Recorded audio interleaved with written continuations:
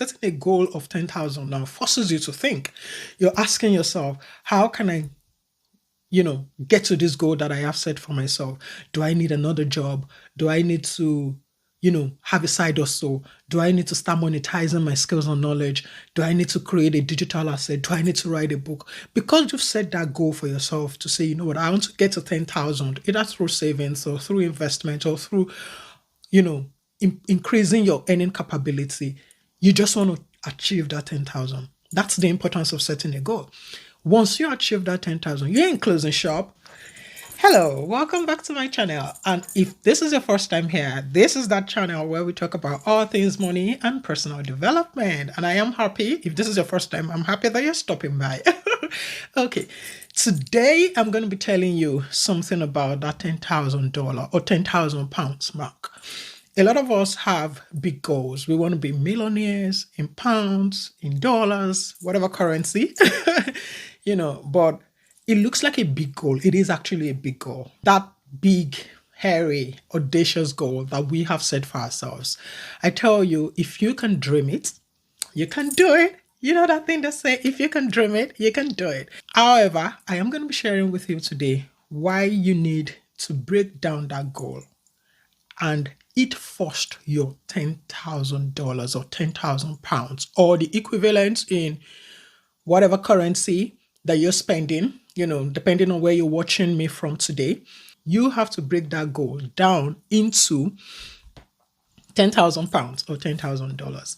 That changes everything for you. And I will be sharing with you today, why I said that and why this mark, not 9,990, it is that 10,000. I'm going to be sharing with you why that mark is an important mark and what it gives you, how it changes the trajectory of your finances and how the journey actually gets easier from that point onwards. So stick with me. The first one I have here is that saving or investing or having that your first £10,000 breaks down a barrier. Sometimes when we set big goals for ourselves, the first thing we're asking is it achievable? Can I do it? But the moment you hit that 10,000 mark, you start believing that it is possible. Whatever big goal you've set for yourself, it is possible. Because that begins to shift your, perspective to say, if I can make this £10,000 happen, whether it is through saving, through investment, if I can make that 10,000 happen, I can make much more happen.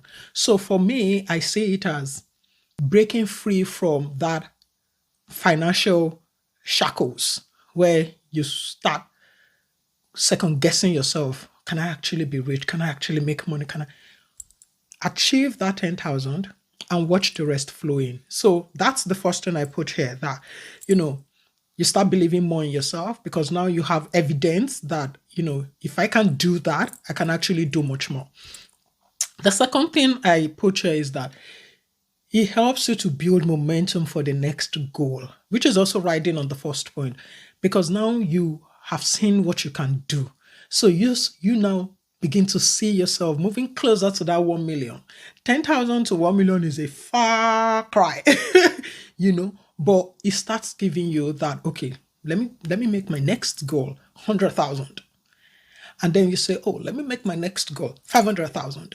That is how it starts, and that is how you continue to build that momentum to that big, hairy, audacious goal that you've set for yourself. The third thing I put here is it actually gives you a voice. It gives you a voice because when you have that 10,000, there is some level of comfort that comes to say, you know what, even if something happens today, I have a fallback. I know that there is something I can fall back on. And I'll give you an example. I remember when and this is a funny example. I remember when I was going to resign from a place I was working at some point. I just didn't feel like I was growing the way I wanted to grow. And I started asking myself, if I resign today, what happens? The first thing that came to my mind was that fund that I had somewhere to say, you know what, if you resign today, you can fall back on that. I recently saw a video where the person called it fuck off fund. So I'll call it FOF. that fund that you keep somewhere that just gives you that voice to say, you know what, I quit. You know, that confidence, the confidence that comes from knowing that at least you'll be fine for the next 6 months or even more if anything happens today. If you decide to say, you know what, I don't want to do this anymore. This doesn't align with my value. This doesn't align with, my career goals. I just want to drop at this point my letter and then walk. This FOF sort of helps you, to say, I can do it. It gives you the encouragement, it gives you that voice. You begin to look for things that align with your values. You begin to look for things that just sort of make sense to you and your journey in life. So that is the third point I put here. The next thing also is that it helps you to meet your emergencies. I like to talk about emergency fund, and I say that because I have seen situations where people's journey sort of get altered or distorted because they do not have anything to fall back on in terms of, when they have medical emergencies or job loss. When you have this, your £10,000 or $10,000 or its equivalent in your own currency, you have some comfort around some emergencies. You wouldn't have that financial anxiety, financial palpitations just because something unexpected happens. And that's why I always advise that you should have 3 to 6 months at the minimum somewhere, not touched, only for emergencies. So having this $10,000 or £10,000 gives you that, comfort that whatever emergency happens, you would be able to meet it. And then the last one I put here also is around for example, if you have this amount of money, invested somewhere, you begin then to see afterwards the compounding effect of your money. If you start investing in 1 year, 2 years, you probably don't see, you see the growth, but you don't begin to feel that, power of compounding, like people say.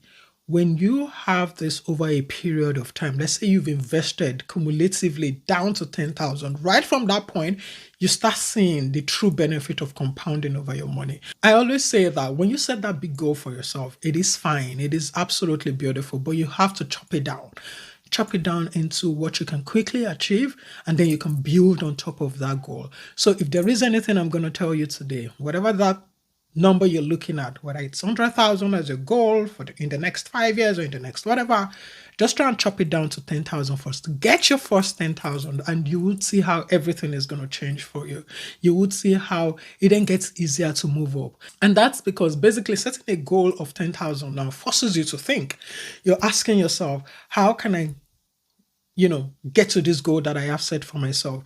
Do I need another job? Do I need to have a side hustle? Do I need to start monetizing my skills and knowledge? Do I need to create a digital asset? Do I need to write a book? Because you've set that goal for yourself to say, you know what, I want to get to 10,000, either through savings or through investment or through, increasing your earning capability. You just want to achieve that 10,000. That's the importance of setting a goal. Once you achieve that 10,000, you ain't closing shop. You ain't saying, you know what, I'm no longer selling this, or I'm no longer doing the side hustle, or I'm no longer monetizing my skills. You would have grown even better in terms of, delivering value so that you can monetize that value. So after that 10,000 mark, trust me, things begin to grow faster than, before getting that £10,000. So basically aim for the £10,000 if you don't have it already, and then watch the magic happen afterwards. If this video in any way has made sense to you, you would also love my video on the 17 tiny habits that made me rich. I'll see you in the next video.